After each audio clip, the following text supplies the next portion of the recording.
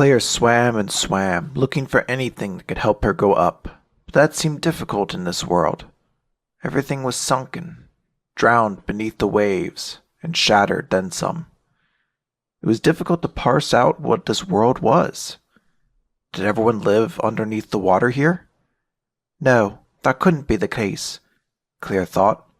They had boats. Boats. Claire's attention was turned to a nearby shipwreck. Ordinarily, it would be nothing to consider, but for some reason, Claire could not take her eyes off of it. This ship was a mangled mess. The mast was cracked over. The paneling was ripped all across the port side. Whatever figurehead the ship sailed had sunk into the depths. And most damning of all, the keel was broken. The backbone of the ship, forever shattered. It was the same thing she was told when she asked if the Romance Dawn could ever be fixed. The Romance Dawn. Claire couldn't get it out of her memory. She loved those days. The ones where she was captain sailing around with her friends. The adventures they had together. Lola, Corton, Vindrass, Young, Zur, and the one who kept us together. The Romance Dawn. Seeing the wreckage brought tears to Claire's eyes, and once they started, they were relentless. It wasn't just over the death of a ship. It was that everything could have been different if things didn't go down the way they did in the gore fields. She could have stayed with the team and gone on more adventures. Even just one more adventure would have been nice. But instead, she had stayed with the Duke and lost a piece of herself forever. Back when she was a conduit, she ignored what it meant because all that mattered was her mission. But now she had to face the cruel reality. A piece of her being was gone, ripped away from her. Something that was once so core to her being that it left a portion of herself hollow. A tidal wave of grief overwhelmed the young girl. 11 years of pent-up emotions let out over the memory of a dead boat.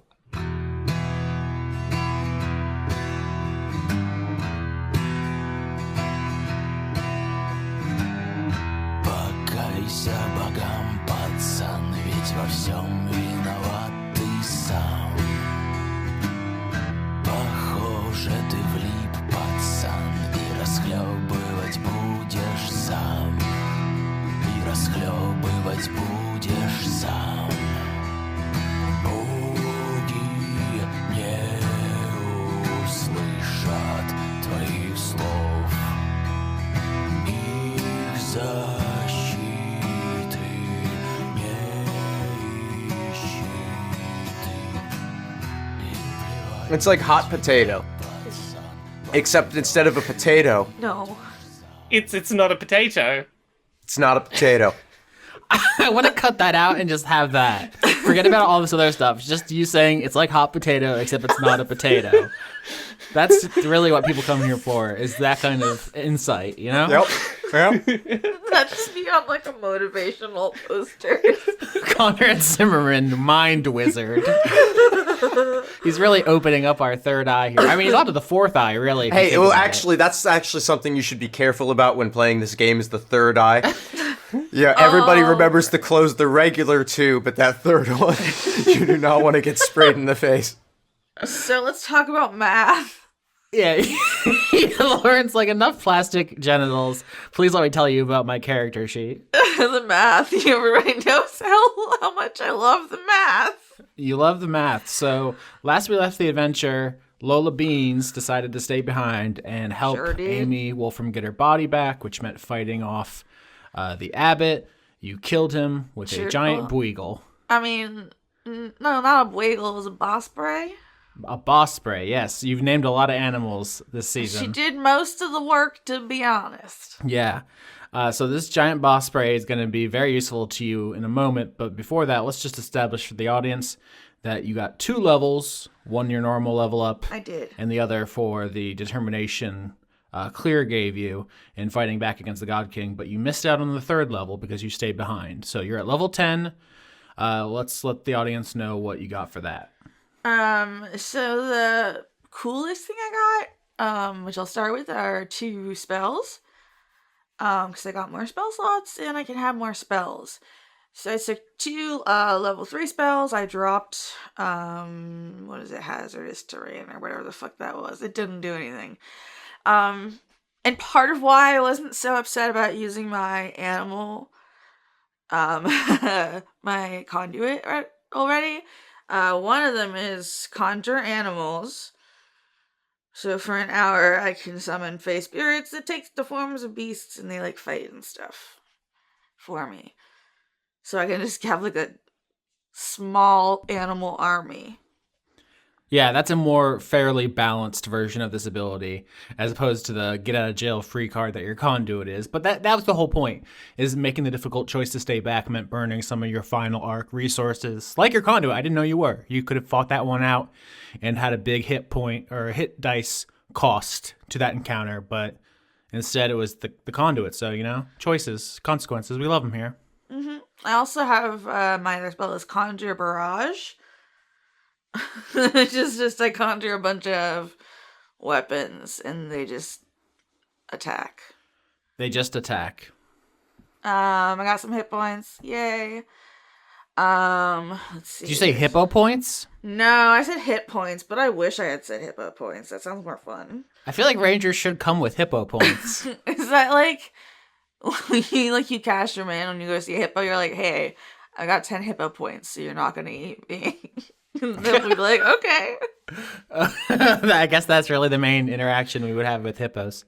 Yeah, let's see, where's the other thing? Oh, I got a thing called Hide in Plain Sight. So I can spend 1 minute creating camouflage for myself out of fresh mud, dirt, plant, suit, and other naturally occurring materials. And it'll give me a +10 to dexterity. Yeah, we'll see how much that comes up. Obviously, we're getting down to the end here. One of the things you missed out on by not taking that level was one of the revised ranger abilities at level 11, which would have allowed your animal companion to attack every creature around them instead of one. Insane. Which is insane if you're playing like a tabletop campaign with graph paper where it's really important where people are. Yeah. In ours, it's not so important. Also, why hazardous terrain probably wasn't the most desirable spell in the podcast format. Yeah. So, but in a tabletop, a normie game, that's a perfectly good spell. Yeah, so basically I can continue to be sneaky, and I can attack with clouds of animals and knives. Clouds of animals and knives, that's the Lola Beans way. So let's get episode 36 started with a medicine check. Because Duke Pendergrass had his wings snapped, and he was thrown off. I shouldn't laugh at his pain. My girlfriend was very mad when she heard what happened. Not really. She was like, oh no. And she was like, it's okay. You can do whatever you want. Well, no, she would always assuage you, obviously. You're her best friend. But it's just, she heard from the other room while I was recording. She heard me say the Duke's wings get snapped, and she was like, what happened? After I stopped recording. I just keep laughing because I just keep hearing, oh no! Oh no! Oh, that's supposed to be... I rolled a d10. That's not the right die. It's really not. 17! Yeah, 17. He's alive! Maybe. So here... Yeah, he's definitely alive with a 17. I think you'd have the botch to kill him. But with a 17, he's not only fine... no, fine's not the right word. He's fine. Here's what I was wondering. Relatively. He's fine, right? Well, I was looking for a crit for him to be fine. With a 17, I think he is not in mortal danger. I think it's an open question, or probably unlikely he will ever be able to fly again. That's fine. We'll get him a Beagle. We'll introduce him to some nice Beagles, too. But yeah, you absolutely go down. Why don't you kind of help me paint a picture here? Because you were carrying Amy's body and Zur was carrying you. So it was like this chain of people who are slowly lowered to the ground. You see this man crumpled on the ground. You go over, you can like set his broken bones, but they're fucked up pretty bad. How does that look?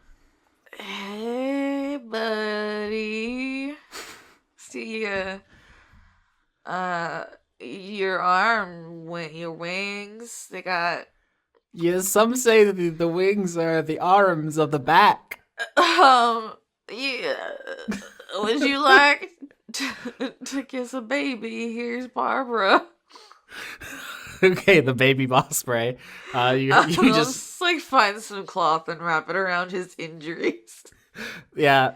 Lola Beans is very alluring in that she thinks every problem can be solved with the application of an animal. They may not be the optimal solution, but they can. Well, I was gonna say they can never make it worse, but that's not true. They could make it worse. Absolutely worse, yeah. It's just, I don't know. Tomato. I'm sorry you have a terrible disease. Here is a Wolverine. Just hold this for a while, see how it feels. Oh, it'd kill me right away. Uh-huh. I was gonna say honey badger. That's why I hesitated. I wasn't sure if that was Stoffel. if that joke was too played out, but I'm not even thinking about the honey badger meme. I'm thinking about Stoffel, the badger we watched a documentary about. Have we talked about Stoffel? I show any person I meet, I've started making sure I've already showed them the Stoffel video, and if they haven't, I watch it with them on the spot. Everybody look up Stoffel the honey badger on YouTube later. It is so good. He's such a little asshole, and it's so cute. If he was a human, I would think he would need to be in The Hague, but as an animal, I love him. He's such a little monster. But yeah, so that's the scene as you hand Barbara the boss spray to the Duke as you set his broken bones, and he tries to hold it together. He's trying not to like weep openly in front of you. Why did this season turn into like a referendum on masculinity? That was not how I set out to do this. I don't know why that's what it is. Can I put my hat on his head to like cover? Oh yeah, you put your big straw hat over his face to hide his tears. So he can cry safely. Holy shit, I love that. Where is Amy? Well, that's the next thing. I wanted to set the scenes because in the background, like what we're framing this for the camera, right, is you doing this in the foreground. In the background, you see Amy as a ghost yelling at her own body, and you like their dialogue isn't audible. You just see very animated screaming from the ghost, and then you see the body holding up its hands and saying like, "Wait, I came back for you," because we all know from off screen that her mother realized she was being a shit. And had a face turn essentially, and was like, "I can't go through with stealing this body. I couldn't live with myself." And so she's explaining that to Amy in the background. Just give me a holler if you need me. As you say that, which is one of my favorite phrases to say on this show because it really signals that I'm about to do something mean. You feel the ground quake a tiny bit. Course. Yeah, what is it? Let's roll No. nature. No. It's the ground that's quaking, so. What if I roll insight on the ground? I just think that'd be funny. Also, I have a +5 to that, and I have nothing to nature. I got a 17 anyway. Suck it. Damn, 2 17s, Lola Beans. Great Oh, work. that rhymed. Yeah, so what you might have thought was just a tremor with a bad roll, with a 17 you recognize as the heartbeat of the salt heart underneath the stadium. What used to be just a psychic kind of palpitation you could access on the like psionic wavelength is now physically lub-dub throughout the underground here, and getting stronger in that it can be felt standing on the earth. What do I do? With a 17, I might give you more. So like, there's this tremor, and like you hear people in this because like bystanders came out. People who work here are like, "Oh my God, the abbot's trying to apprehend this criminal. Oh my God, the abbot's head came off in a shower of blood. Oh my God." Yeah, dude. And so all these people begin talking. Like, "Did you feel that? What was that? Oh my God, there it is again. Rumble. Like there's the stands in the stadium are shaking and like dust is coming off of them." Oh shit! Evacuate! Lola, you want to tell everyone to get out of here? Yeah, get. Yeah. So I'm not gonna make you roll for that. 2 17s. You're doing great. You're confident. You're in your zone. The abbot's head just got bit off, so. Yeah. You start ushering the people out for their own safety to get them out of the stadium. As you do that, you see Amy embrace her mother. Like it's just like two different Amy's, but one is Belle, and they kind of hug. And I'm not gonna have my NPCs talk to each other because that's just me. So this is all happening kind of in your background. This is for like the spin-off Amy show or something where we really get into that. But yeah, the mother apologizes for stealing her body. The daughter apologizes for killing her in the first place. They both say like, yeah, it was really the God King who forced us into this shitty situation, hurt people, etc., etc. And Amy repossesses her body. Yeah, I mean, it's very cool, but the quake? The quake? I don't like quakes. I think Amy says, I don't know what exactly is happening, but it's not good because that thing is full of like thousands of souls, maybe tens of thousands. It's the entire regime's collected potential. It's something's happening. I mean, it might be good. It might mean the Wolfpack in the castle is kicking my dad's ass. Should we go down there? Oh man, I feel bad asking you to make another choice because you just made such a big choice, but do you want to go down there or do you want to go meet your friends? I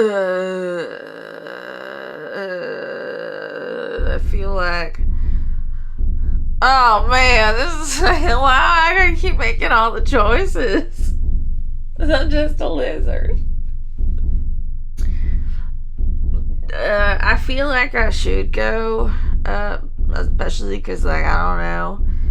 I told them I told them I meet up, and I don't know if they've figured out, talk to the elemental or not. But also, like, the Duke is not flying anywhere anytime soon, and you just got your body back. I don't know if... I know he's annoying as hell, but do you and the Duke want to go, I guess, check it out while I go try to kill your father, maybe? The people are my responsibility. I am the liberated queen. I have to go check on my subjects. You can leave the Duke here. He's not going to be much use to anyone. I was like, oh, the Duke has use. He can go check with you. Yes. And she was like, nah, fuck that guy.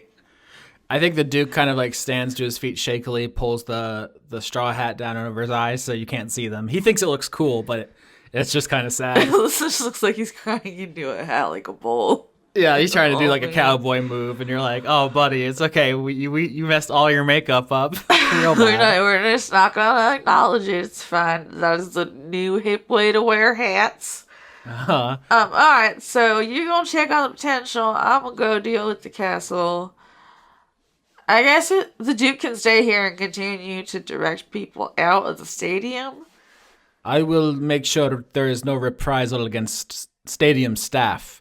The abbot's men are still around here. He travels with a retinue. Can I get in? Oh no, I got to evacuate. Oh no, I must evacuate. Good job, buddy. Pat. See you later. Oh boy. You can deal with that, Amy. I trust you. You're capable, and you have a bear osprey. Yeah, you let her keep the tiny bear osprey. You and Zer are gonna jump on the big mama osprey, osprey. This is like the luxury greyhound to the castle instead of the regular greyhound. This is the one with the Wi-Fi and the outlets. This is such a specific cultural reference. Laura, does any of that translate? I have no idea what's going on. That's okay. You don't... Greyhound buses are bad. I don't like them. As the osprey takes to the sky, Lola, you can Yes. look behind you and you see people streaming out of the Coliseum, but you also see like cracks beginning to open like in the center of the field and a beautiful pink light begin pouring out. Oh, are they escaping? Good question. Oh, I roll... Okay, hold on. Can I roll Arcana? Inside on the stadium. Religion. This is a conduit thing. I don't know why I rolled twice. 8. Yeah, with an 8, especially at this late date that rhymed unintentionally, you're just like, ooh, pretty light. Anyway, gotta go. Oh boy. I'm really mad if I went through all this and then I didn't you kill Amy. I'm just telling you right now. I will. I was gonna say gut you like a fish, and I was like, that's very intense. Wolfpack, walk me through your level ups, and then let's end with Vireen painting me a picture of your crit with the plutonium elemental. You essentially have full authorship over that scene, so feel free to paint it. I'm level 11 now as a cleric with Vindrass, so there's a bunch of stuff that I got. I'm having a quick look through. I got some extra spell slots, I learned some new spells. I've got Flame Strike, Mass Cure Wounds, Death Ward, Sacred Flame, my proficiency bonus went up. I've got Divine Intervention now, which is probably not going to work out with the amount of time we have left in the season, but who knows? Basically, I can roll a D100, and if I get it below, I think, an 11, God comes and fixes all my problems. I would say it's essentially like Lola's conduit ability, except with a roll, is that if you want to get a jail-free card, there you go. I've basically got a 1 in 10 chance of a get-out-of-jail-free card, but I only get to use it once per long rest, which means I probably only have one shot to try and use it this campaign, so that'll be something. I've also got my first level 6 spell slot. I picked up Blade Barrier as my first 6th level spell. That allows me to let's say someone like Bramwell might be in some danger hit points wise. I could maybe just completely surround them on all sides by blades, and then nothing could get to them, and they'd be fine. So Bramwell is level 11 now, and I took all 3 of his final levels in fighter. Which is not interesting. I got one little thing I can do now where I could potentially protect people if they're nearby me, and my level can reduce some of the damage or some shit. It's just pure stats. This is Bramwell accepting this is the last thing he is ever going to do in terms of being an active soldier of any kind, and he is going in kind of on adrenaline, and that's what's being exemplified by a lot of his stats getting increases. Beast mode dwarf. I like that in one corner Bramwell's like, yep, this is it. I go down in this fight, and Vindrass is on the other side like, God, okay, let's research everything I can learn to do to try and keep this one alive. So yeah, Vireen is level 11, and through the course of the level ups, got a increased proficiency bonus. I took 2 points to Constitution, bringing it to 220. So, can take a licking.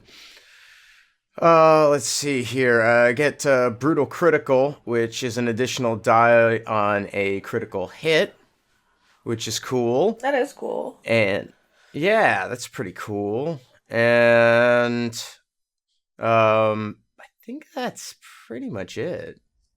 Actually, yeah, I think that's it. All right. So it sounds like the important thing we've established is that Bramwell's putting the team on his back. Vindrass might be able to call God if the connection is strong enough. And Vireen is going to crit extremely well, especially because the murder sign crits 10% of the time instead of just 5. So pretty sick. So, Vireen has, enveloped the plutonium elemental in its arms, or in his arms, and is just sort of rocking it back and forth and saying it's okay. Oh, it's a baby. They're not gonna hurt you anymore. And then, with 2 hands free to play the soothing music on the lute, he's going to use the other 2 with some of the quills and use them to chip the salt away from that's holding the elemental in place. Then lift it up and carry it out in its arms. Okay, so a couple of elements there. One, chipping away the salt. You're okay with the God King knowing that's happening? Because he can sense through it. It's not going to matter at that point. Okay, I just want to make sure we're aware of all the stakes and consequences here. The other is plutonium is like one of the heaviest elements. Like, I do not think even if he's emaciating, you can carry him. The floor bends underneath him as he walks. So do you want to like lead him out? I don't think you're actually lifting him. That's fine. This isn't even a big deal. I just know I'm going to get mean comments. It's fine. Now we get the adorable mental image of Vireen, leading them out, holding their hand, just walking them I was out. just thinking that. Yes. All right. So the party got past the castle defenses, but there are still 4,000 genasi. Or 5,000? How many did I say? My brain is melted completely. Too many. I think there were 6. You said 6, and 2 are sick, and the other 4 forgot all their stuff. Okay, so yeah, the biggest cruise ship carries almost 7,000, so I said this is a 6,000 one. It isn't quite the record, but it's very big, which the breakdown is about 5,000 genasi, 1,000 servants and slaves. So that's a lot of people. These aren't military people. You're not going up against like crack commandos. You're not going against like Navy SEALs, but 5,000 people can tear you limb from limb if motivated to do so. And, there are a lot of factors at play here. What do you do? Basically... you can roll stealth, you can roll intimidation. What's your approach to going up from the bottom hold of this cruise ship to what is the castle throne room that he has built for himself and like the captain's quarters at the top? I feel like stealth is the way to go first, because if stealth fails, you can always switch to trying to intimidate your way up. I mean, yeah, it's the classic Deus Ex response. Sneak until you get caught and then shoot. Yeah. Yeah, you can't decide later, this shootout's going badly, I'm going to swap to stealth now. Yeah, that's you've hit on a core difficulty with game design, Laura. Oops. That is the problem with the gameplay loop of immersive Sims. Anyway, roll stealth, folks. Except for me. Hey, I got 18. 10? 11. All right, everybody above average, but only one person succeeded at the 15 I was looking for this to go flawlessly, which means you get spotted, but not by someone who's going to immediately be hostile. I'll say you're probably walking through these corridors, and you come up out of the hold, and I didn't go into too much description last week because it was all boring gray corridors. You're making your way down to the bottom where, stuff is stored in a cruise ship. Not particularly exciting. But you make your way up out of there into some of the residential corridors of this ship.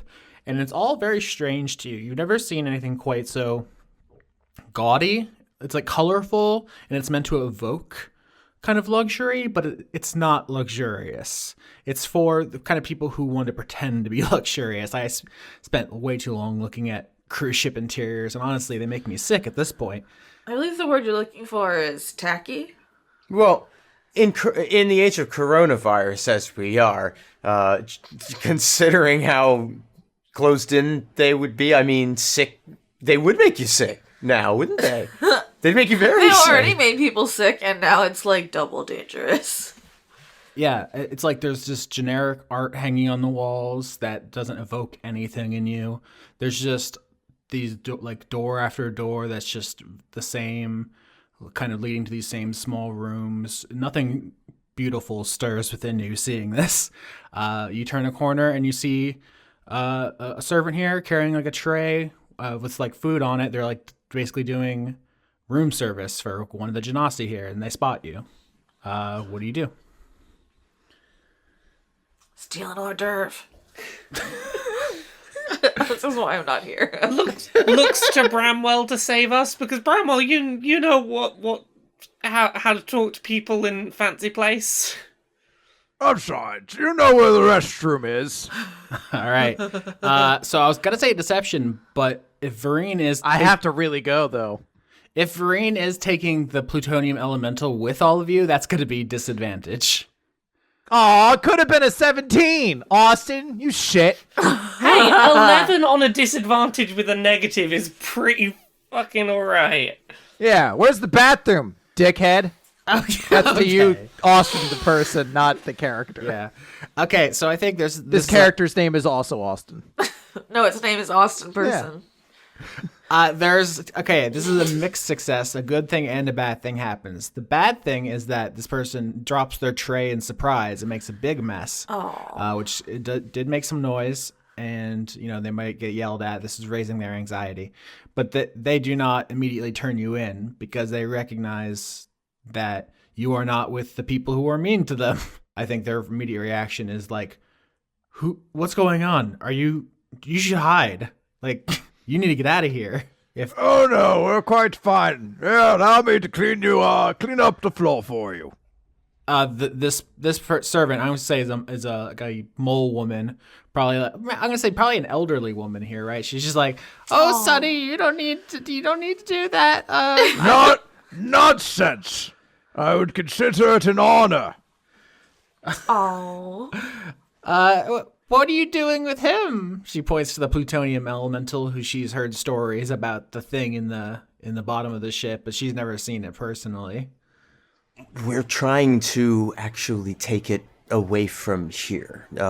It's not safe. The only way off the castle when it's moving is the garbage chute. Oh, don't put the baby in the garbage. It's fine, we'll all go in the garbage. What if we call it the baby chute instead? All right, I'm on board. And then that's where the baby should go. Yeah, baby shoot, baby shoot. The baby chute. Okay, so here's something. If you can convince this person to smuggle the plutonium elemental off board, maybe she personally won't do it, but she can go ask kitchen staff who is sympathetic to the revolution. I mean, they all probably are on some level, but people who are willing to risk themselves to smuggle this thing through the baby chute safely, like put it in packing peanuts or something. Yeah, put it in packing peanuts in a blanket of bubble wrap. Do we have an idea how much exposure you need to have to the plutonium elemental before it can kill you? So there actually was going to be some ambiguity about that, but then Lauren had the big brain idea to ask Denise. So you do know there are two ways to get irradiated by this thing. One is if it wants to, it can just choose to irradiate you fatally, which is what would happen if Vireen botched last episode. Or if you damage it, which I think is probably what happened to God King Wolfram.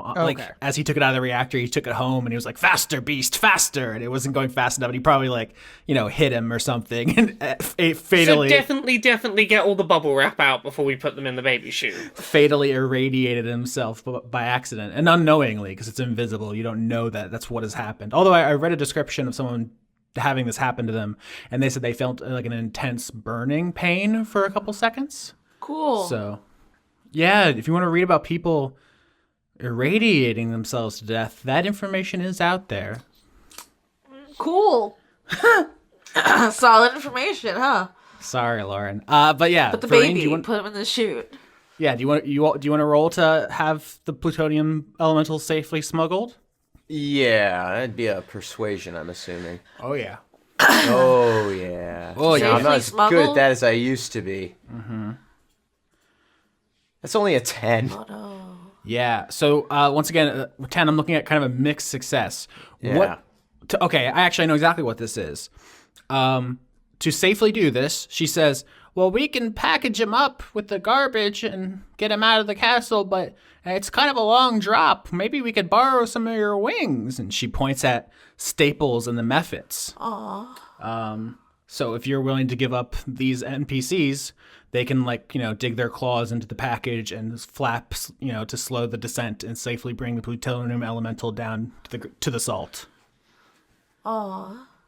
Are you boys ready to be heroes? Oh yeah! Heroes! Heroes! Heroes! Now is your time to shine. Fly, Treadwell! Fly, Breadwell! Fly, Fredwell! And you, Bramwell Jr., you lead them. To the baby chute! Baby chute!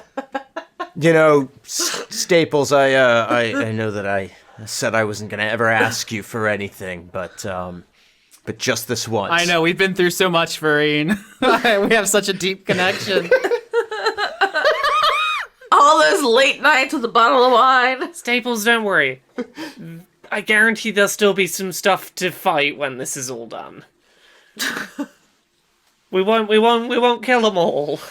Just don't fight the baby. I need you this one more time, Staples. Can you do it? Of course, I still owe you for what happened back there on that secret mission.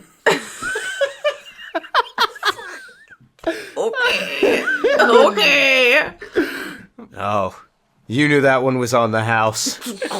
If nothing else, this season has given so many good prompts for fan fictions that could be written about Dwayne's backstory. Now we've got the secret mission prompt. You know, there's plenty of fertile ground to play in. Was Dwayne on the secret mission? No, those are DLC expansions. The Secret of Dwayne's Gold and Vireen and Staples' Big Day Out. Is this the equivalent of the Citadel DLC, where this is where the real emotional closure happened? No, this is more like the Fire Emblem Three Houses DLC, where it just adds a couple of new fun characters, and it's like really difficult for some reason. This is such a specific. I'm narrowcasting. What are we doing today? What are we doing? Can I want to say goodbye to Staples. Yeah. Like, as Staples is flying away, I want Bramwell to be like, "Goodbye, Scrambles!" And he's going to turn to him. He's like, "It was Scrambles, right?" Scramble. Yes, I think Staples, Are you just eating a lozenge? Actually,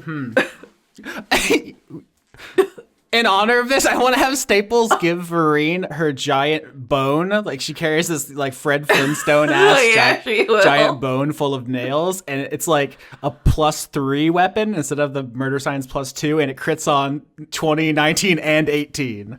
Oh, shit. And she's like, "I'm not going to need this. I'm just doing a little babysitting service here, which is fine. Honestly, this place isn't really my scene. We snuck past all the guards I wanted to kill, so..."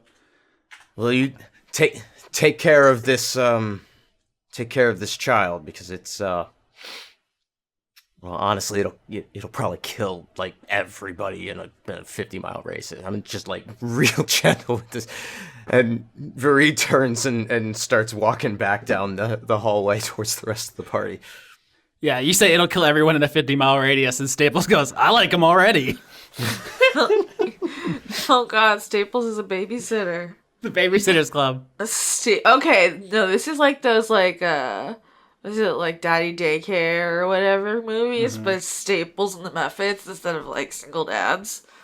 Yeah, didn't The Rock do one of those? Vin Diesel did one. Kevin Hart did one. Schwarzenegger did one. Like everyone. There's so many. Every like big guy has a movie where he takes care of a bunch of kids for comedic purposes. That's Staples' next project. That's Staples.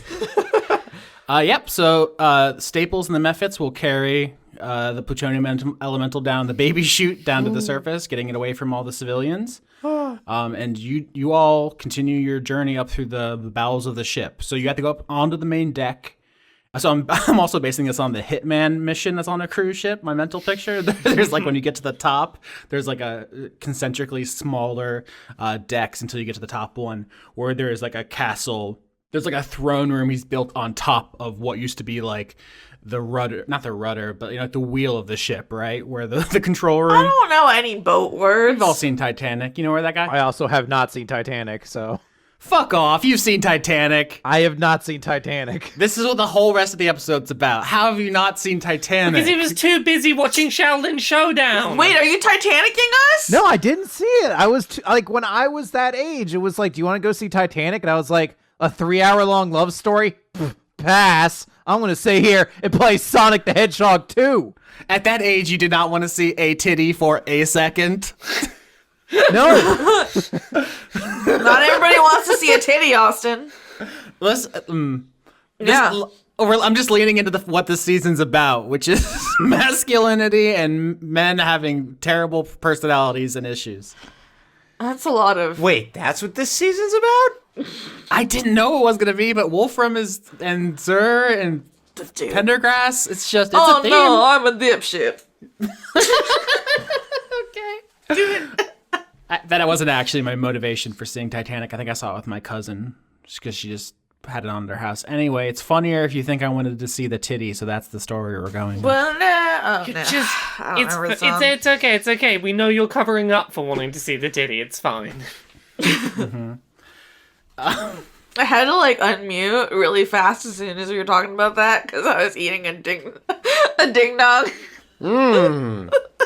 I was like, I can't do this on mic. Curious. It was delicious. All right, so you make your way through all these samey, gross corridors with the tacky carpet and the bad, bland art until you find a staircase and you make your way up onto the deck. Immediately, there are people milling about up here. Stealth is not a possibility because there are 5,000 Genasis who live here and they don't want to stay in their rooms all the time. But they are not immediately hostile. This is kind of part 2 of making your way to the throne room.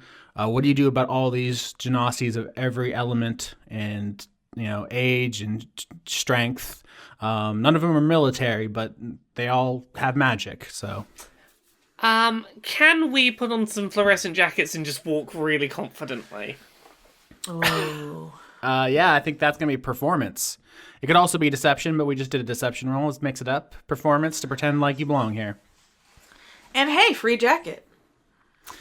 I think we should get advantage because this is one of those things where as long as you have the confidence for it, it always works. Well, see, it's working for Vindrass because I just got a crit. So That's good, because I only got a 10. That's fine. You will just look like you're in my entourage. Oh, It's all good. God. I got a 2? The levels there. It's not a botch. Yeah, no. Okay, so a crit. Vindrass, if you paint me a picture convincing enough, I will let you walk through this crowd of people who are too full of all the food that they have basically... hoarding is what I want to say. So I will say that like they're Golden too... Corral. Huh? Is it like a tacky Golden Corral? It's yeah, we've talked about Golden Corral in this show before, strangely enough, and I love Golden. I'll eat there all the time, but it's a bad place. Do you ever sit there and you're like, this is Golden Corral is the Venn diagram that crosses over me and Jeff Foxworthy. It is just that. It's so accurate. That actually makes a lot of sense. Okay, so just to redescribe this, do they have the remains of having had all of this food? Like, are there plates or trash or something that we would have as an excuse to confidently stroll as a prop? Oh yeah. So you crit. So you tell me. Let's say that we find a couple of bags somewhere and start picking them up and just wander through, just picking up trash as we go, confidently walking through like, oh yes, we're just clearing up, don't mind us. Because no one pays attention to service staff. They become invisible if they're doing, the work you don't want to think about. Yeah, so you basically do, I already referenced Hitman, but you just don a disguise. You perform with a crit to pretend like you're just cleaning up trash, and the Genasi don't even meet your eyes because you're below them. Yeah, no one wants to look at the person taking the trash, and therefore, invisibility, we sneak through. Yeah, they're all just too busy. Like, they were all promised gladiatorial fights. They pre-gamed, they're already, day drinking, and then the castle turned around, so they're all mad, and they're all talking to each other about this stupid rebellion, and all these uppity, lower-class people who want to let them just have some fun for once, and you just make your way through cleaning up after them. Past the biggest throng of people to where it gets more sparsely populated near the interior castle wall. So like I said before, in the center of a cruise ship, there's like this tower almost of different decks you can go up on, and the God King has built another wall around it. And there's a gate, and there are there guards there? I want to say no. There was going to be guards here, but because you have all 4 main areas in Wormwood and Rebellion, they've been called to active service. So there's just a locked gate. Nobody's here. What do you do about this? This is your third and final challenge to get to the interior. Pick it. I mean, yeah, that sounds great, but I bet you're the one who has the skill to do that. What? Me not being here with a useful skill again? No. I have a herbalism kit. Can I, use that to be a lockpick? Make an herb key. No, you cannot, but you can do sleight of hand to lockpick. Fuck it. Let's give it a go. Yeah. No proficiency bonus. That's a botch. Oh, shit. Oh no. Oh no. The rolls have been so good. You saved the plutonium elemental. You got him off the ship. You didn't get busted in the hallways. You didn't get busted on the deck. All that's between you and the inner sanctum is one gate. Vindrass, how do you fuck this up?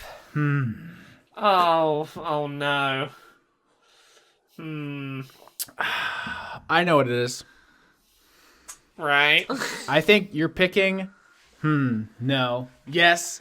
Oh. I don't like all those noises. I'm such a bastard. Okay, here's what it is. You can successfully pick this lock. It just takes you so long that you begin attracting attention. And I think eventually some people come over, some Genasi, a couple of human, a couple of dwarves. Take them out. And Vireen, you recognize one of the humans. Ah, crap. Oh god. Who? Tell me about Mrs. Hendricks. Oh. Oh god. She is post-divorce. She is thriving. Oh. That's... She has all the wealth of an iron mine manned by slaves. She's living it up. Well, yeah. I mean, there's not any more coming, so at least there's that. Has she gotten word about that? Sorry to keep interrupting you. I'm wondering if she has learned about her I honestly don't know whether if by now the everything is in open revolt, would they have figured out where the supply was coming from in this time for weapons? Because if that's the case, then yes, she knows. I mean, unless that information would have been kept from her for military purposes, but I can't, imagine that'd be necessary under the circumstances. Yeah, my intuition is that she might suspect that it's lost, but is awaiting confirmation, and so that might be something that could be used to hurt her if that was so. If you so wish, that's like a knife you can have in your back pocket if you so wish, because this person approaches and begins demanding to know what's going on here, and then sees you, Vireen. She does not recognize you, but she is immediately interested in your bulging muscles and intrigued by your, let's say, exotic features. Oh, God. Because women can have toxic masculinity, too. Of course they can. Of course I don't even know what that means. I'm just saying shit now. All right, so, sorry. I just read... I was just... My eye flitted across my character sheet and saw within the, features for rage, cannot be charmed or frightened, and I thought, well, that's appropriate. Yeah, you've been through a lot, so... When she approaches demanding to know what's going on, Vireen says, "Oh, I'm sorry. I don't mean to.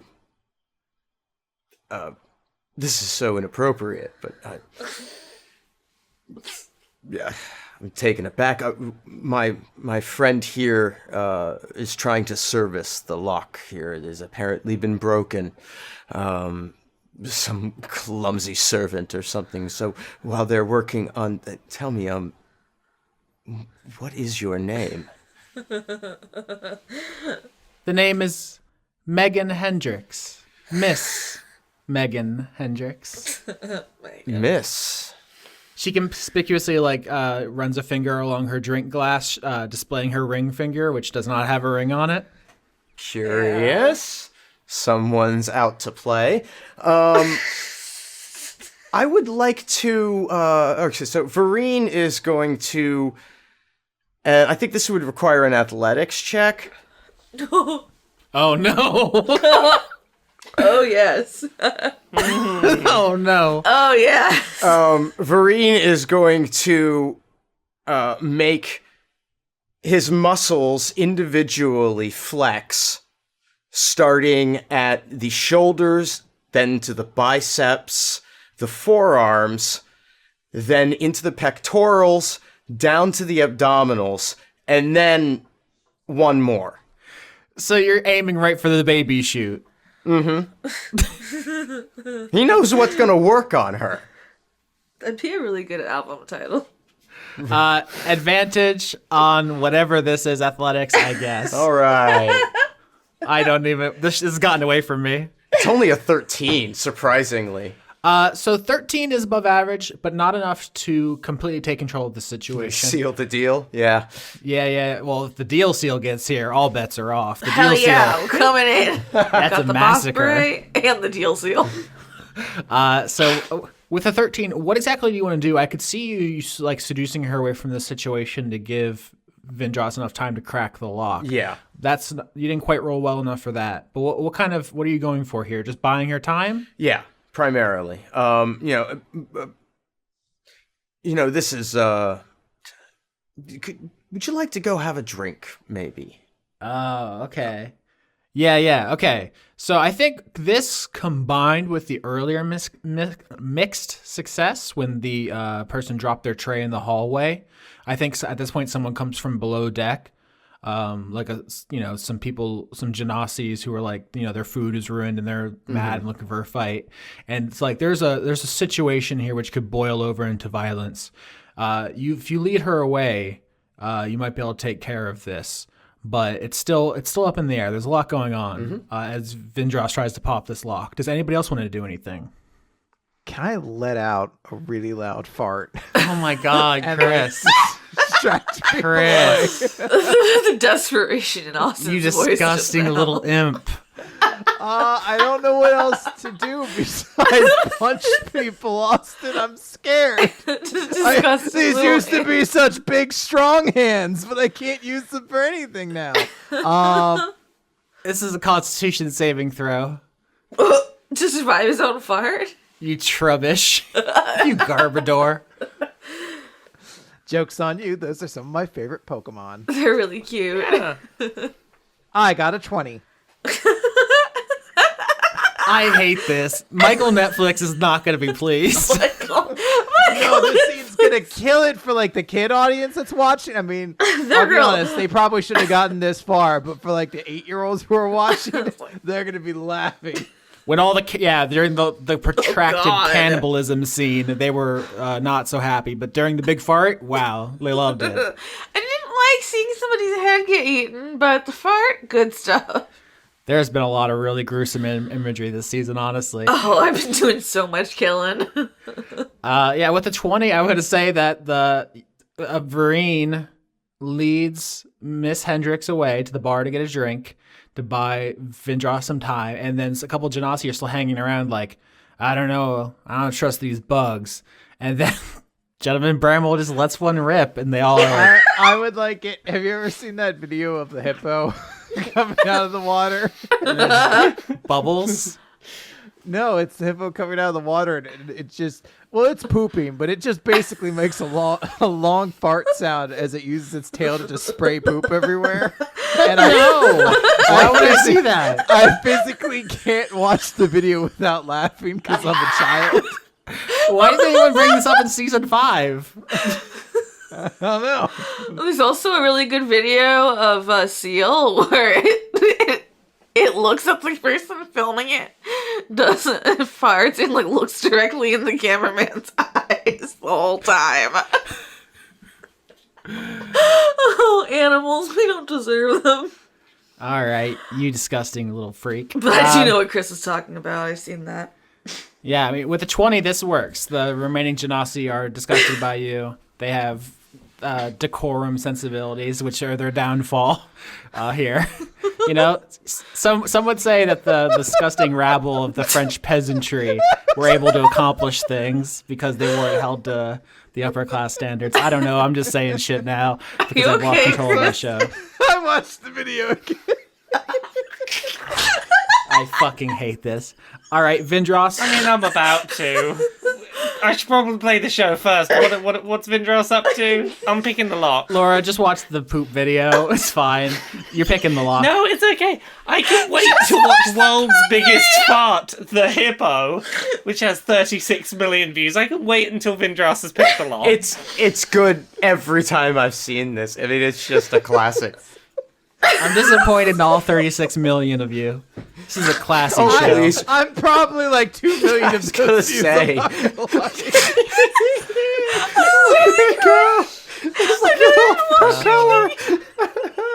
This is exactly the energy I want to bring into the scene where Did we kill the God King yet? where Vireen confronts his abuser. Come on, Austin. We're having a good time. Do you just have a drink with her, flirt, and then walk away? Do you try to get her alone and throw her off the boat? What are you doing, Vireen?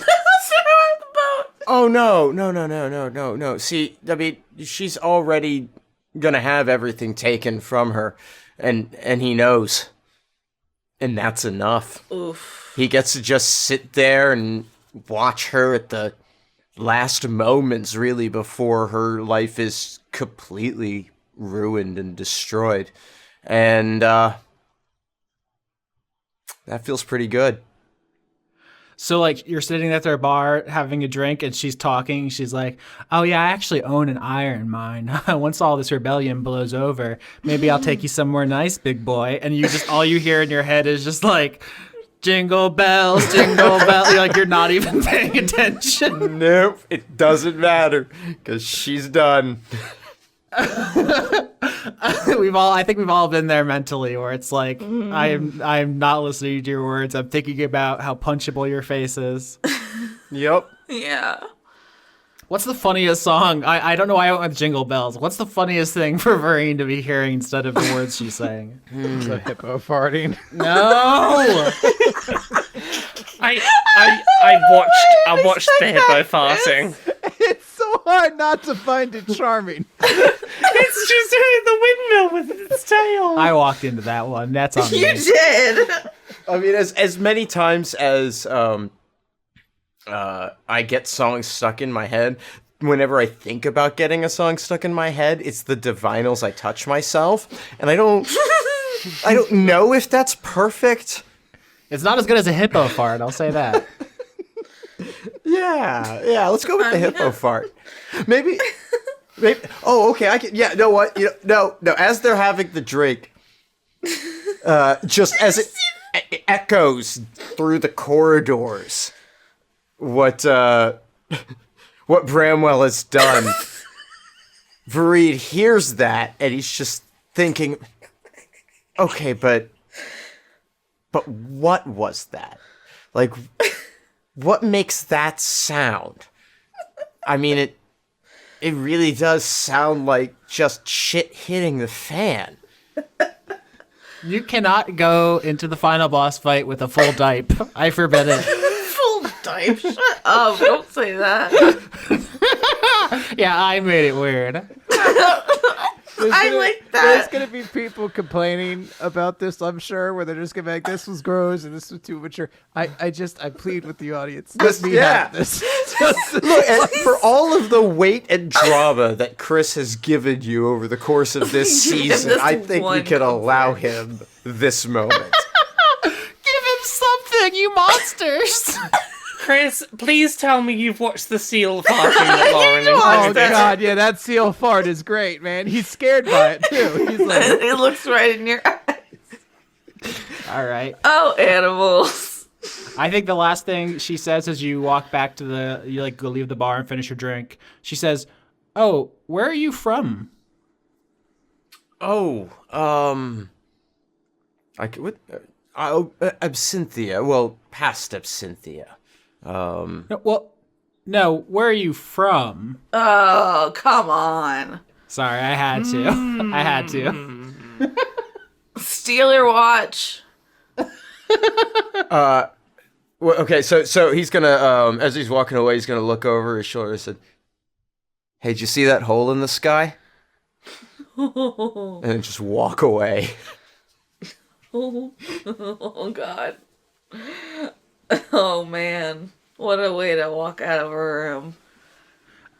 So I guess Vireen, you make your way back over to Vindrass as she finishes. I think eventually you just figure out like I can't actually pick this thing. I'm just gonna slowly rip the lock mechanism out of the gate, and so you just spend a while just rocking your tools back and forth under the bolts or whatever until you pop them all out. I think at a certain point I'm just like trying to not unscrew the screws that hold the door together, but like, trying to pry the screws out by force, really, really not doing this properly. Yeah. So eventually you do get the door open, but Bramwell's cleared enough people off with his biological warfare that you can all slip in through the gate now. Improbably this has worked. I mean, it's pretty impressive to do it on command. Every grandpa has one of them. They got one loaded. They have one loaded in the chamber in the grandpa chute. This is going to be your final the story they tell about you. I'm so happy. That's all I've wanted is a legacy of a character to be like that. All right, so you enter the inner gate to the part where only the most like elite upper class people are even allowed. You remember Chris, you haven't seen Titanic, so you wouldn't know. You know when the ship is sinking and they're having that screaming fight in the big ballroom? Yeah, like the episode of Pokemon where the ship gets turned upside down. I mean, it is kind of like that. So yeah, this is the center tower of the ship. It's been all remodeled more into a more medieval castle style. So the original architecture has been replaced more here than anywhere. Obviously, a lot of pink salt crystal additions to this. This is like the source of the God King's stees. So we've gone from Stees. It's gone from tacky, bad art to just like militaristic pink crystal structures. There's a door here. It is normally guarded, but the guards are away. As we've discussed, they've been deployed to the front. So you can just walk it right in to the inner sanctum. Can we call him a big stupid idiot and then cut his head off? Big pink baby. So you're not to the throne room yet. You enter the inner sanctum, and there's a long hallway to what will be the throne room, but there's this final last walk, I think. Actually, you don't know. I would say you have the map, but none of you have ever been to the throne room. You're like, oh, here's the inner part. The throne room's up ahead. You don't know exactly how many rooms away. So it's a hallway then. There's a long hallway, and there's a door at the end. Yes. Bramwell would be considered old, I believe. And you could even say he's a bit of a boy in a way. Oh my God. So it's an old boy in a hallway. Have we not done an old boy hallway fight? I swear to God, I've said those words before on the show. I thought we had. We're gonna do it again. It sounds like. I feel like something's gonna come out of this hallway, and I'm gonna fucking Superman punch it into another room, and then another like the fight scene will just continue. I mean, those are the two only hallway options: is Scooby Doo, In and Outdoors, or Old Boy Fight. I thought the first season of Daredevil has a really sick hallway fight. Oh, it's very. But that's good. an old boy hallway fight. I mean, let's. Yeah. Yeah. It is. Yeah. This is gonna drive me crazy. Someone in the Discord, let me know, because we've absolutely done an old boy hallway fight in this history of this show. It's one of my favorite things. I'm sure. Well, Austin, let's stop and think about it. Yeah. I think season 1 didn't have any hallways. Season 2 didn't have any hallways. Roll 3, perception. 4 had no hallways. Roll perception to perceive the hallway. Wait, I'm not there. I want to perceive things. I got a 17, it looks like. But it didn't 9? show up. There you go. Does a 9 help? Does an 11 help? Yeah, so the party actually does pass. Oh my gosh. I was looking for a 10, 17, and 11 pass. So there's a long hallway in front of you, and you see this is actually nice, like, beautiful artisan carpet. This isn't like the shaggy, shitty stuff downstairs. There's like crystal chandeliers above you. The hallway is lined with statues of the royal family. So you see an Amy statue, you see a Clara statue, you see Marcel and Sven and Belle and Denise. They all have statues here. And you're just walking down this long hallway, and something jumps out from behind a statue, and you hear the swoosh as something swings at your head. Bramwell, because you have a 17, you have the highest. You quickly block it. You have a shield, right? You have a knight's shield. Yeah. I have a shield. I also have a stone warhammer, a stone monocle, and a rare metal toaster. No, you don't. Young has the toaster. You do this every episode. It's weird. It's in my inventory then. Yeah, you keep not removing it. I think I'm gonna do it this time though. I'm gonna definitely remember at the end of the episode to take it out. I mean, purposefully, haven't you been like on purpose not leaving it out? So the gentleman's greeting is your iconic item. So let's say you parry the blow with that. But whatever Coward. swung at you is invisible. So you hear the swoosh, you block it, you take a step back to face your foe, and nothing's there. I guess, can I detect magic then? So I can see magic in like a magic vision. Absolutely, yeah. You have a stone monocle on your eye, which you established is kind of like a different filters. It can just kind of turn on, like predator vision, and you see that there is another person in this hallway with you. You can only kind of see the shimmer of magic. You can't detect exactly. This isn't true sight, which would just let you see the person. But yeah, there is an invisible person who has cast invisibility on themselves, and they tried to cut your head off. Oh, what was that all about? I think your attacker just chuckles kind of dryly, just and tries to attack another party member. Let's see, Vindrass, you got the lowest, so Could I? 21. That's gonna match my AC. Aha! Uh-oh. I shall do a warding maneuver. Are you gonna do a thing where you take damage that we can't recover? No. Get him, Laura. Laura's So trying I so add- hard. I add a 1 to your AC for that attack. Ha ha! Wonderful! Thank Wonderful. you! You didn't do a foolish thing. I appreciate this. Nope. Perfect. So the magical kind of outline that you see in your vision lunges at Vindrass, who does not see the invisible person. So she's about to get stabbed in the back, and you just knock the person away with the gentleman's greeting, giving her a chance. Yes. Perfect. You slow them down for the half a second it takes for Vindrass to go, wait, what? All right, so Vireen, having seen Bramwell block that attack, just sort of swings in the direction of the space in front of Bramwell's shield, with that big old bone. And I rolled a 25. Oh yeah, that hits. So you hit a solid attacker who kind of flies back and slams into one of the statues. Let's say like the statue of Marcel, which kind of shakes and almost topples over. And this person's invisibility drops, and you see a marid. Marid. It's an Arabic word. Probably pronouncing it wrong. Oh, it's the whatever she's called. It's Water Dude. Marids are water genies. It kind of looks like a merfolk from the waist up, a kind of fish skin person from the waist down, a whirlpool, a little water cyclone. This woman is actually, of all the conclave you fought, is the only one who actually dresses like they are in some kind of religious position. She just has kind of a monk's robe, just like a loose-fitting, comfortable. Actually, it might be a bathrobe. She might be in a bathrobe because I think she's basically chilling at home. What kind of bathrobe? How fancy is it? Probably Talking just cashmere. We're talking silk. yeah, silk. She's living in the lap of luxury.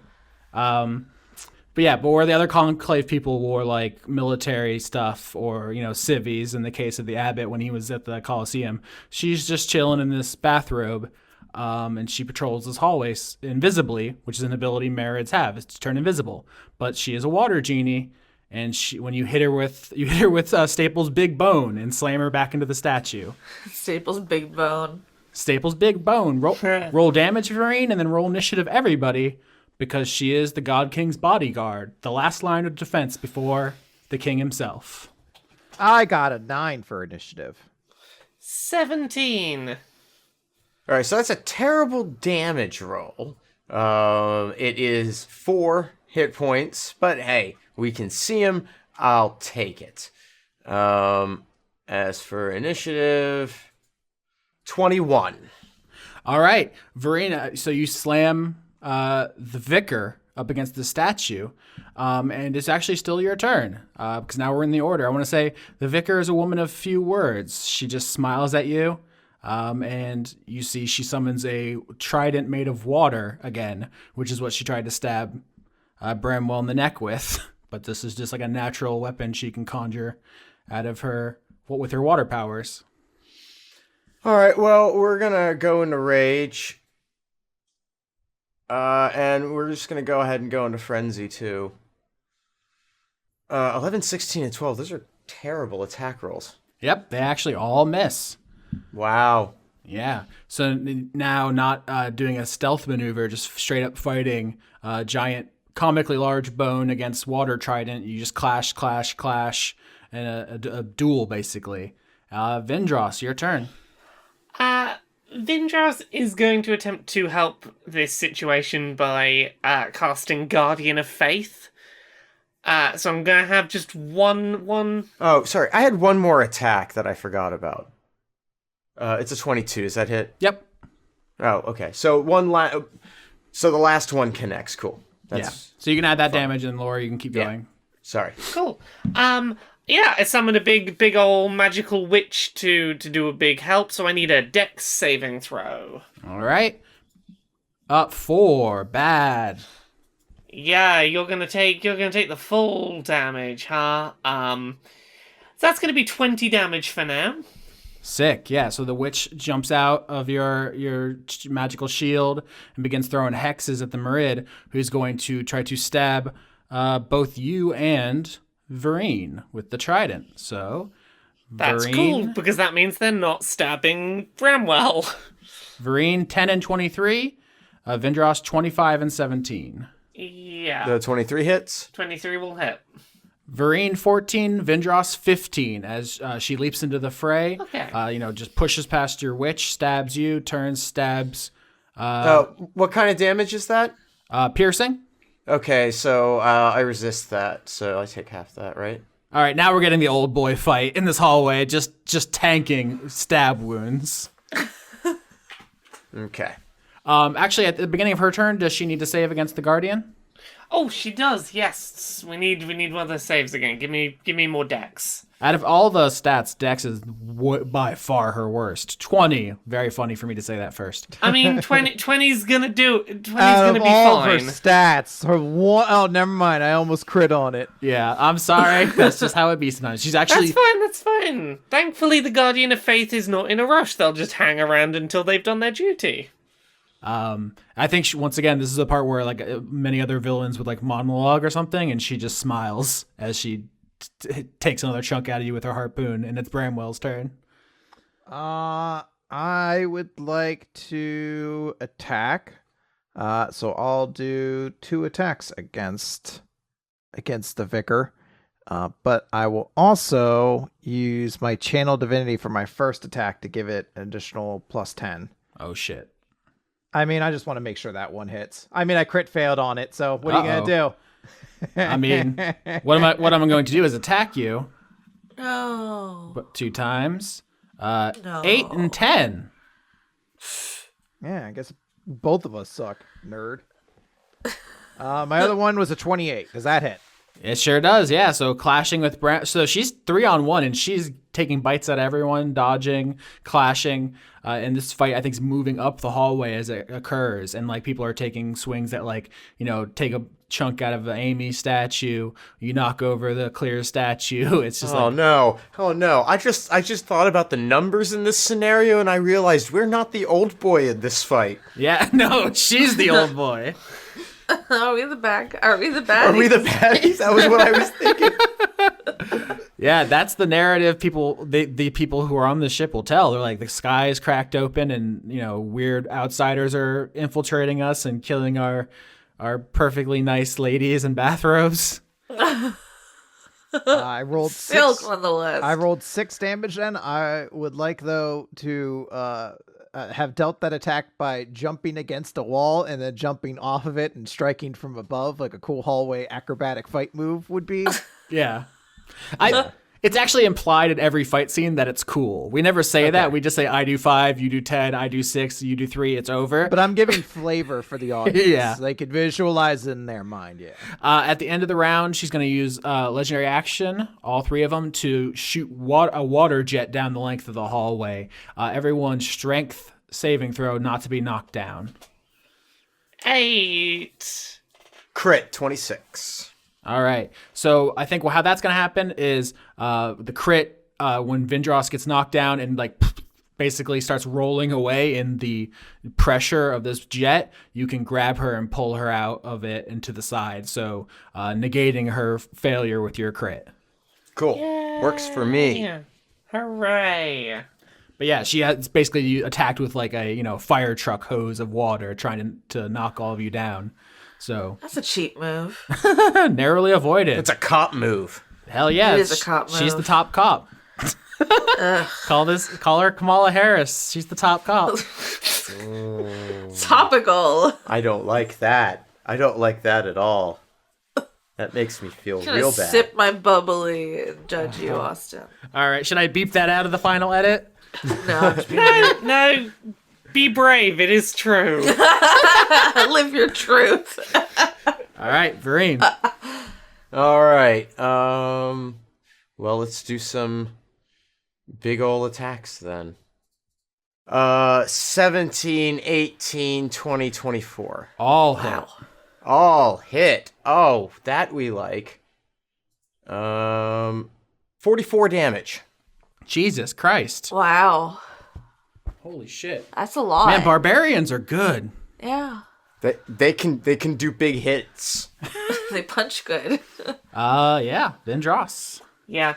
So yeah, Vindrass is gonna start beating them up with her quarterstaff, but because we need to flavor it properly, she does a cool cartwheel or something first into the hit. It's taken 7 seasons, but now everybody is very into combat flavor. Sick. Alright. Does an 11 hit? It does not. No, I think she ducks that, and you take the head clean off of Denise's statue. It's fine. My Guardian of Faith's gonna fix it in a second. It's fine. And the Mephits aren't here to see it. Yeah. Yeah, that's true. They'd be so upset they'd riot. Yeah. So on her turn, I think she's going to attack with her trident again, but for flavor, I think Before she does, it's the start of her turn. You've got to roll for that dex again. crit, which doesn't actually matter mechanically, but she did succeed. Oh, come on. You've only got a +1. It should be real easy for me to hit you with this. Strange mathematical coincidence, but I think with her crit, just for flavor, she does pick up Denise's head, the statue, and pop it back on the shoulders first to be respectful of the queen. And then she goes right back to pummeling 18 and 20 to Vireen, 19 and 21 to Vindrass. All right, well, those both hit Vireen. Do you say 20? Yeah, 21 I'm will going- hit. I'm going to use another warding maneuver on Vireen. Or Vindrass, sorry. You're going to knock me back up to 22 so that I'm fine. Your AC actually goes up to 25 for the purpose of that hit. Ooh. Oh, great. So once again, Bramwell deflects a blow and 22 damage to Vireen, who you're in Berserker Rage, so that's 11 actually, right? That's right. Vireen, I've got good healing magic now, so just let me know about that HP. I'm in good shape for a while. Okay. The levels, a real number. Just give me like a couple turns heads up. Yep. All right, yeah, this is a really sick close combat fight. There's not a lot of room to maneuver in this hallway. Bramwell keeps throwing himself in the way of blows. Vindrass's armor is just steel wall, and Vireen can't even feel the blows against the barbarian rage. So, very cool. Bramwell, it's your turn. I will make a couple of attacks. So, 28 Hit, and an 18. hit, everything's hit. That is going to be 15 damage. And then I would like to flavor it that I don't know how physically this works, but fuck it, we're an anime now. I want to get on the ground and rocket myself with my hammer out across the ground like a buzzsaw somehow. Holy and, shit. Trip that water bitch up. All right, you buzzsaw into her. Good times. Good times, yeah. At the end of the round again, she's going to do the water jet. I think this time she's nearing the end of the hallway, so she's really putting her back to the door. And she puts her hands together and just Kamehameha blasts just a huge water jet. Strength saving throw on everyone. She's trying to push you back down the hallway and away from the God King. 26. 5. 22. Yeah, once again, Vindrass, you're the only one who fails, but without a crit to save you, you actually take 28 damage and you go flying down the hallway as this hits you square in the abdomen. Or the thorax, you're a bug. Well, I might have to use that healing on myself in a minute. Yeah, so you go flying down the hallway and you will need to do something to get back up to the fight right away. But she's pushing you off. This is the point in the season where we reveal that Vindrass never learned how to swim. Oh God. Vireen. All right. Well, I'm just real upset about what's happened just now. And so, 11, 16, 25, and 28. I mean, 25 and 28 hit. That looks like a crit to me, huh? And you have that. It sure does. Was look it like a brutal critical? It is brutal critical, yeah. So it'll get an Yikes. extra damage die. All right. Wow. So, 36 damage. All right, so she doesn't go down, but when you hit her this time, I think there's a audible cracking noise. I think you break her arm with the bone as you swing it in. Her back is almost to the door, and she's going to defend this with her life. Vindrass, you've been blasted down to the other end of the hallway, so you would need to take your turn getting back anyway. So I'm just going to say here's when this happens, which is the vicar reaches into the big comfy pocket of her robe and pulls out a present from the God King. Oh, god damn. Wait, this is some fucking Resident Evil shit is what this is. Damn, you've known me so well, Conrad. This is explicitly a Resident Evil thing. But also, like, what robe has a pocket? Oh, I've only ever been in every robe. I wonder why. Every robe I've ever encountered has pockets. So if this is uncommon, I am unaware. Not in lady robe. Oh, yeah, no, that's the thing. That's your privilege right there. Yeah. The other day, I went outside in a pair of leggings that it was entirely too cold for me to be in, but I went into my patio, and I had a lighter in my hand. And I realized only then that I did not have pockets. And I realized, oh my god, this is what it's like for women all the time. They have nowhere to put their lighter or their keys. That's why it's every woman you ever meet, if you compliment her outfit, it's a dress. It's got pockets. That's really this is a symbol of her disgusting wealth and privilege that she has pockets, and that's what Wow. that's the important thing of the scene, and not that she pulls a big salt crystal out of her pocket. Yeah, she can afford to have a tailor add pockets to her things. That is big pink crystal. Opulence. And all she says, and I think this is the first words you've ever heard her speak, and almost certainly the last, she just says, "For the king," and she slams it into her neck like a hypodermic needle. Cool. And as the bodyguard to the God King, you may have guessed, the conduit of defense, she immediately begins sprouting pink crystal kind of scales over her already existing fish scales, just hardening her body to your blows. And she grins, all teeth, all sharp anglerfish teeth. Cool. And it's Bramwell's turn. Do you say anglerfish or more shark-like? Can you punch her in the nose?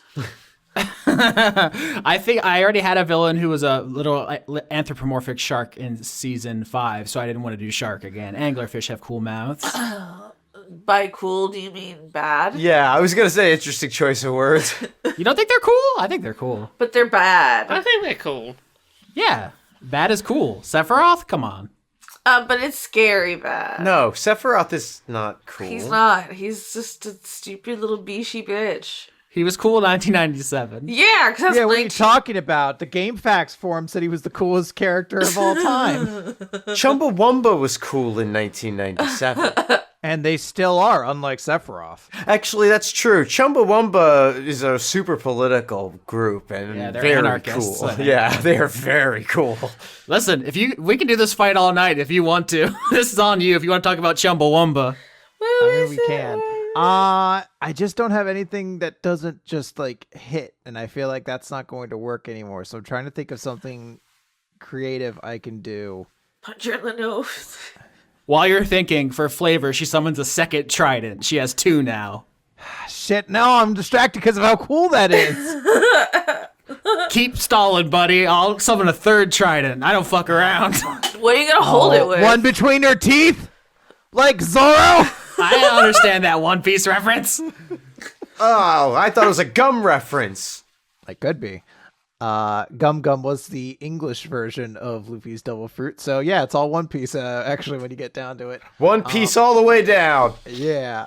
I will... man, none of my spells really help here either. I mean, I guess I'll just attack. Let's find out what happens, right? Yeah, let's find out. Please don't kill her before she can display her abilities. 16 for the first one, 25 for the other. Ooh. Neither hit. Oh no. Oh no! Well, there you go. I revealed it for you. And then, Okay. I guess that's it, honestly, actually. There's nothing else I want to do here. I'm going to mark her. Take that, skank. Yeah, at the end of the round, she's going to swing her 5 tridents now. Off. Oh, five sword style. Yeah, she's just summoning water tridents and hurling them across the hallway. Dex save, everybody. I got a 2. It's a 10. 13. Yeah, Bramwell takes 12. Everyone else takes 6. The water harpoon hits Bramwell in the chest, and everyone else, throws themselves into the ground or, just gets winged and takes minor damage. All right. Well, I guess it's time to do more clubbing. I was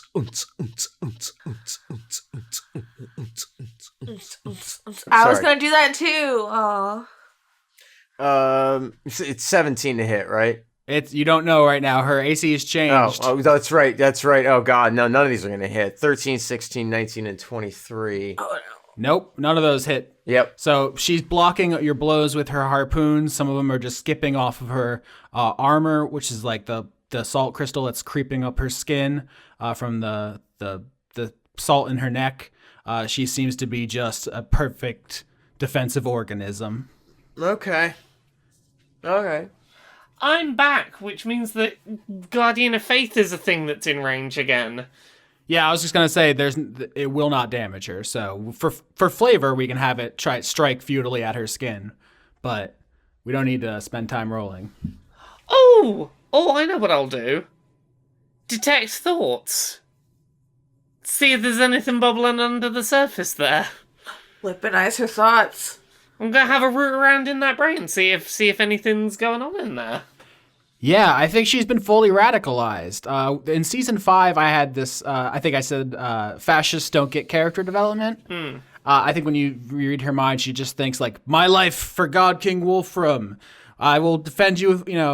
With everything I have, I will defend the throne room." And maybe subtextually she's thinking about the hole in the sky and the things underground and just like the foreign hordes who haunt her xenophobic nightmares, who she must be a bulwark against. But she's not like, oh, my tragic backstory means that actually you can reach me by appealing to my feelings. She's just fully committed to the bit. That's fair. Wisdom saving throw, please. I want to dig around a bit deeper, see if there's a weakness hidden in there that I can exploit. Yeah, alright, break concentration, wouldn't it? 24. Nope. Well, I know that she's a dedicated fanatic. I learned that much. Couldn't have worked that out by looking at her. Yeah, I think you try to delve deeper into her mind, and you just see like just writhing masses of foreigners, just moles and insects and people you've never seen before, just real disgusting fantasies of the other. And but you don't want to assume, just based on appearances, or else you're going to be just like them, right? What you really need to do is root around in their brains without consent for a bit first. Exactly. Yeah, are we the baddies? Are we the baddies? Are we the baddies? What a trip today, huh? Yeah, her mind just like screams to you, "Out, monster!" And your mind is ejected. Oh my god. All right, harpoons for everybody. Everybody gets a harpoon. Harpoon. You get a harpoon. You get a harpoon. I would like to note that the attacks against Vireen and Vindrass will have disadvantage because I have marked her. Oh, shit. Disadvantage. Crit. Look at that shit. Oh my god. I mean, I can only do so much. What the fuck? No. So all the attacks on Vindrass miss. The second attack on Vireen misses. The first one on Vindrass. Okay, so that's a lot for the audience to take in. Here's the important thing. Only one hit, but we do have a crit. And that one hit was a crit. Only one hit? A double crit with disadvantage. It's quite a fucking thing. Phenomenal. That's fantastic, though, if you think about it. You just saved us an entire You crit. were meant to get fucked up there. 22 only to Vireen as that harpoon goes right in your tummy. Ooh, my tummy. That's where bread goes. But yeah, she's standing at the edge. Her back is touching the door now. She's almost completely armored in pink crystal, and she is just chucking harpoon after harpoon after harpoon as she summons them down the hallway. And most of them you can block or dodge, but one just catches Vireen right in the gut. And we're back to Bramwell. So this is probably a dumb question. Can I try to push past her to get through into the throne room? So if we were playing on graph paper, no, she's occupying the only space. Like normally I don't care about such things, but no, that's explicitly her one function and conduit ability. All right. Well, I guess the better question is, I'm gonna push her through the door then. Yeah, you can try. Do you want to strength contest her? Yeah. All right. 21. 14. I rolled a 2. Oh, shit.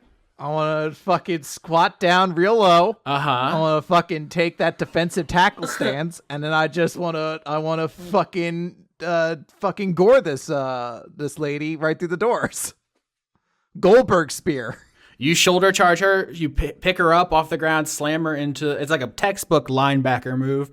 Slam into the doors and bodily carry her into the feast hall in front of the throne room. There's still one more room to go. Well, at least it's a bigger room, right? Maybe we can just go over there. So yeah, that's how the hallway fight ends, is you can't win, so Bramwell takes the fight to the next location. This huge feast hall. This used to be several different rooms when it was a cruise ship, and all the architecture has been broken out, completely remodeled into a medieval style feast hall, like you see in traditional costume dramas, right? This is where red wedding stuff happens. It's beautiful. There's crystal chandeliers, of course, huge long tables. I think probably 2 different fireplaces. It's the most opulent thing you've ever seen in your entire life. Probably any metal that's found is brought here to decorate. It's so gorgeous that it takes you a minute to realize the walls, the ceiling, a lot of the floor, completely covered in pink salt crystals. That seems bad. Yeah, that does not seem like a good thing. Yeah.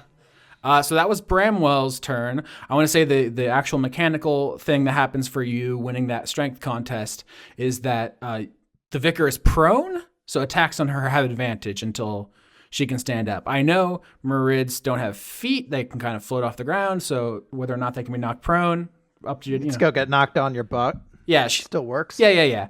So we're back. So she can't do the water spout because she's been knocked prone. Interesting. I didn't even think of that. And now we're back to Vireen, and you get out of that attack. Oh, well, that's lovely. Yep. Advantage on everything. Oh, boy. Okay, here we go. I didn't even name a Giants player when I talked about doing my defensive tackle move. You'll get it before the end of the season. So 23, 20, 20, 25. None of those hit. Wow. There's got to be a gimmick here we're missing. So Bramble's tackled the vicar to the floor. She's on her back. Vireen runs up and begins smashing her in the head with this giant bone. This is just taking a sledgehammer to someone's skull. And you are an extremely strong barbarian in not just a rage, but in a frenzy. And you hit her again and again and again in the face. And she just smiles at you, not a drop of blood. Well, that is frustrating. Is this one of these things where the solution is to try and use healing magic, and that's what's really gonna do the damage? Is there like a fucking like a fireplace or something we can just fucking yeet her into? 'Cause I'm like, hey, you know what? Or like a window? I mean, if I don't mind burning a big spell slot, I could summon a lot of fire. I mean, we don't have to kill her. We just have to neutralize her. Oh, can this be like when oh god, who did it? Fuck. It was a Big Show last man standing match. I threw a bunch of chairs on him so he couldn't get up. Fuck, I don't remember who faced him, but Big Show wrestling. I made a reference. I made a reference. Big Show covered in chairs. Mark Henry. No. Wait. Damn it. I'm gonna attempt to, at the very least, buy us some time. I'm gonna use Hold Person. I need a wisdom save. 9. Yeah, you are gonna be paralyzed for the next, minute. Which is quite a long time in D&D. Yeah, so let's narrativize this a little bit out of the combat, which is, so Bramwell tackles her through the door, slams her onto the ground. Vireen runs over and just starts fucking going berserk on her head with a giant bone. This would be enough to, kill any person you've ever met, and it does not hurt her at all. I think Vindrass, then you hold up your moth shield, and the moth wings, magical moth wings, like wrap around her and hold her in place as Bramwell gets off of her, and then the three of you are all stood around her. So we're not in the turn order right now. Do you have an idea of what to do about her before she breaks out of this? What if Lola shows up and maybe not? She gets bit by the boss spray. I don't know. What, she gets bit? Yeah, if I'm showing up with the boss spray, I feel like it totally makes sense that she'd get chomped at least a little bit. Okay, so at the beginning of the episode, you rolled 217. So you did your medicine check fast, and you ascertained the tremor situation quickly, and then you were given the option to stay behind and investigate or leave immediately, and you chose to leave immediately. So every point where you could have taken your time, you did not, which means it's totally fair that you get here quickly. So you can absolutely show up right now. How does that look? I mean, a chomp is not going to end this, but it's something. No, it's more about the principle of the thing than the damage. It's about taking a moral stand? Yeah, and that moral stand is mauling her with the bear bird. Okay, and what does that symbolize, morally? That she is a dick, and that's what happens. You fuck around and find out. I actually don't know that much about ospreys. I feel like a lot of birds are very evocative. Ravens and crows are dark and emo. Eagles are majestic and, in America at least, patriotic. So I looked up ospreys. There is a medieval belief that fish were so mesmerized by osprey they turned belly up in surrender. This is referenced by Shakespeare in Act 4, Scene 5, Coriolanus. Oh, that's hilarious. I didn't know that. I mean, I know they love fish. That's their, whole guy. That is their whole guy. That's their whole guy. I do like the idea that everyone just surrenders to them immediately, because she's on the floor. She just goes belly up. Yeah, Vindrass uses Hold Person, which is the black moth wings come out of her back and fold around her and hold her in place, belly up on the floor. Also, in Buddhism, the osprey is sometimes represented as the king of birds. Oh, I didn't know that. See, I love when I accidentally make things cool. Yeah, well, you're attacking the king of Wormwood, and you're yeah, well, what about the king of birds, bitch? And the king of bears. Because polar bear. The Roman writer Pliny the Elder, I think it's actually pronounced Pliny the Elder, reported that parent ospreys made their young fly up to the sun as a test and dispatched any that failed. That's God King Wolfram's whole thing. Oh, love a poetic. It still counts if it was an accident. Can we eat her hand? No, you can't. Well, not we, the bird. Can the royal we eat her hand? Can we eat the hand? Why would you eat the hand? Because I feel like the boss spray is probably hungry, and also fuck around and find out. She found out. Okay, so this polar bear with wings bursts through the wall, just completely Kool-Aid Man's in. Everyone, Oh, yeah. You're welcome. Oh yeah, so I didn't really specify where the hole is. So you're in this like great banquet hall, and she just bamfed in through the wall of what used to be like the bridge of the ship. Yes. I want to put a hole in this ship with a bear. You already have the bear's inside, so there's a hole. Oh god, why is my brain so bad? And I'm like, what if we find a bathtub and drown her? Yeah, why don't you drown the woman made out of water? That's interesting. That's what it's like. One, that's dark. Two, that wouldn't even work. She's like, this isn't gonna work, and you're like, I know, I'm just sick. I have a sickness. Oh my god. So, I already know the answer, but I'm like, what if Lola invented damper? Hold on, don't finish the sentence quite yet. Let me enjoy the opening clause. What if Lola invented? Okay, continue. Some version of dampered. Of what? We'll just keep hold personing her as the dampered like soaks up her moisture. I still can't understand what you're saying. What is that Dampered? word? Huh? Damp, space, rid.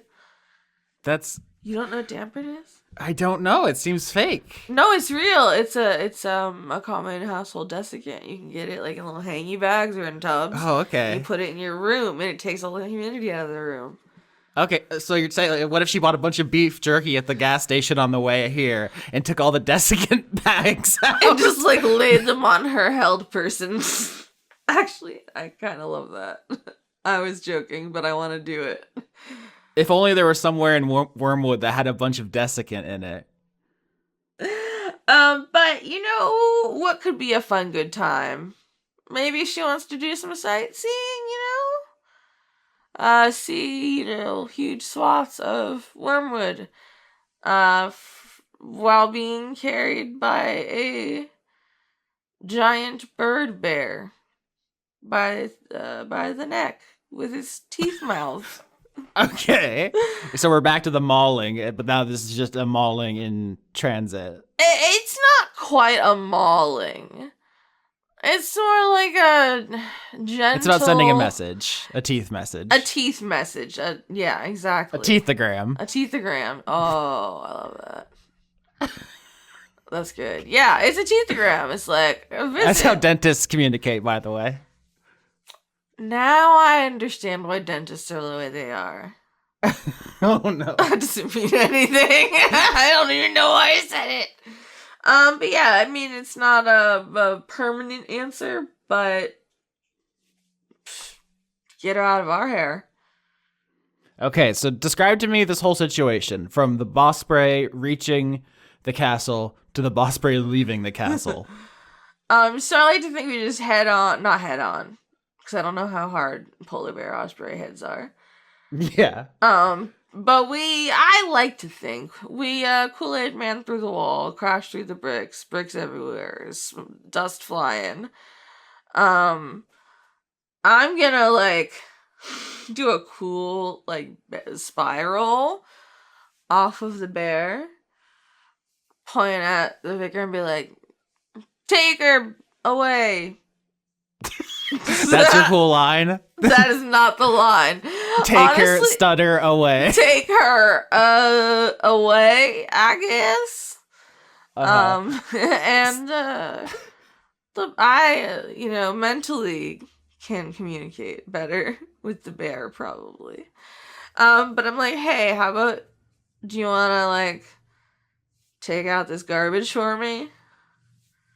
Just take her all the way back to your den. Do whatever you want while they're there. Eat her. You can't eat her because they're AC, but she'll be away.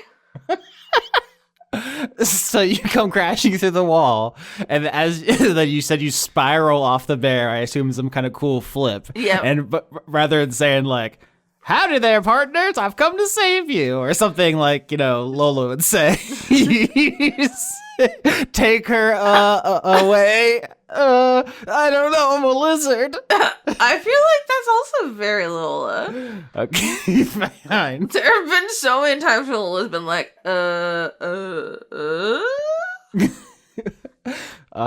I guess that's a fun subversion. Instead of having the cool one-liner, you just kind of like mutter something, give up halfway through, and walk off. I mean, I'm just... Listen, everybody, I can't be constantly throwing out winners. I'm very tired. You ever been carried around by a bear osprey? It's not comfortable.